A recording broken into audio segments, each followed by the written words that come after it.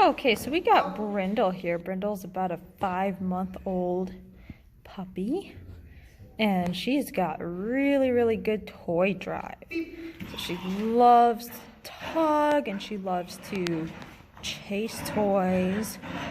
She's kind of the whole package there. And her toy drive, at least for now, is out competing her food drive.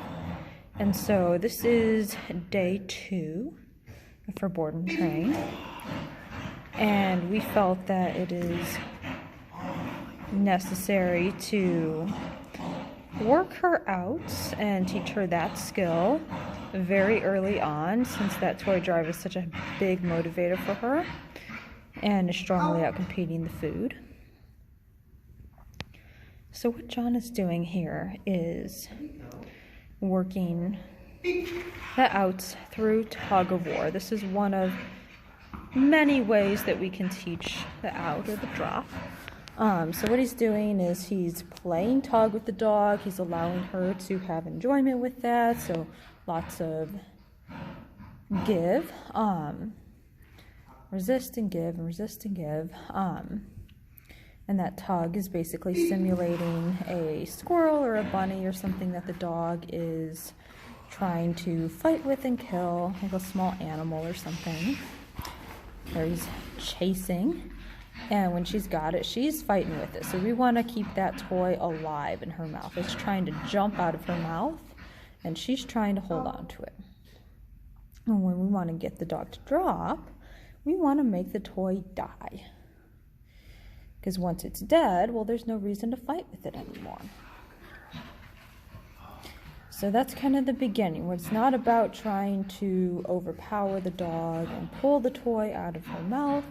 It is about making the toy go dead and making the game get really, really boring. So the dog is like, oh, I should just take my mouth off of this. That's very natural. And then what we do is to reward the dog for taking her mouth off the toy is she gets the toy right back. And the marker that John is using for the toy is beep. Same concept as yes, except it's predicting a toy reward as opposed to a food reward. So now he's going to go into some wall work.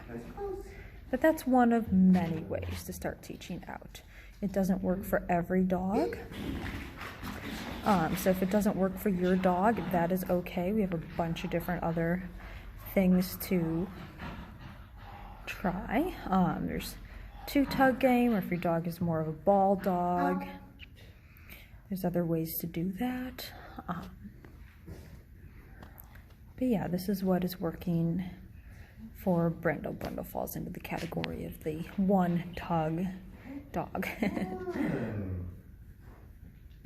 Oh, the girl. Yeah. So now, because Brindle's starting to have some success in her outs, John is starting to want to use the toy to reward a different behavior other than just the out. So he's lining her up on the wall. If she lines up with him, then she's going to get the toy in the heel position. And of course, this is still a very new behavior. This is only her 2nd session on this.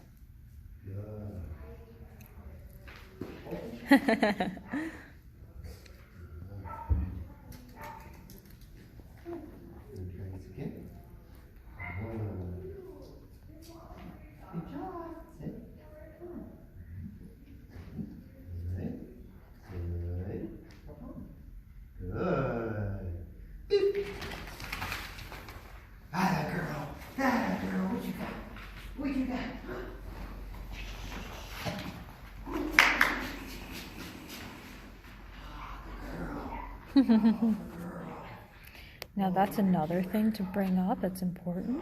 If the dog has something that you don't want them to have, the better thing to do is to get the dog to try to chase you and bring the item to you instead of trying to chase down the dog.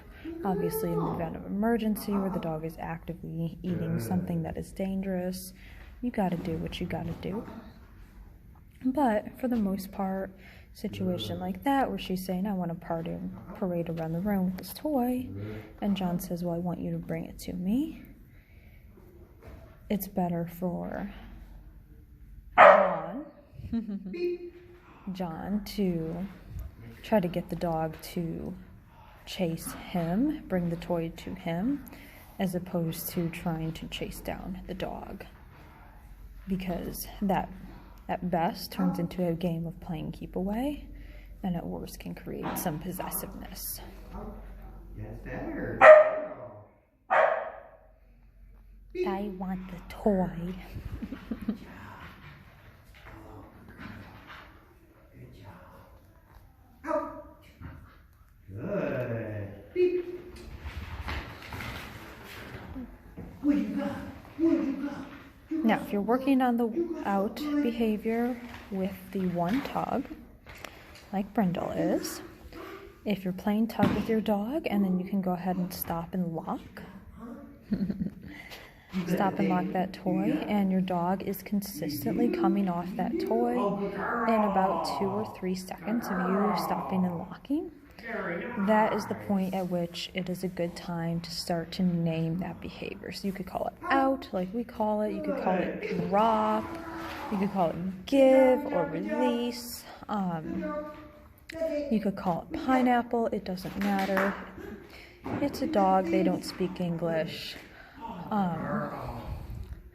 So then what you want to do is say out, stop and lock, and then when the dog gives up the toy, mark, beep, and then keep playing.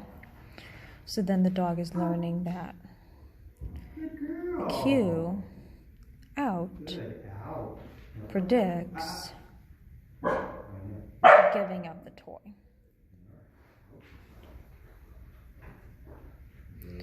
And we always want to say it once, get it to happen, help the dog find the solution, and then reward the dog for making the choice. In the beginning, when we're just naming the behavior, they don't know. Good dog, bad dog. The dog isn't able to blow you off because they don't know what it is yet. Good.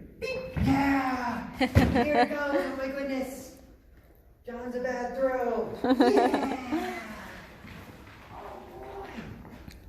So you want to make sure that you're being very patient with your dog when you're naming that behavior and naming any behavior.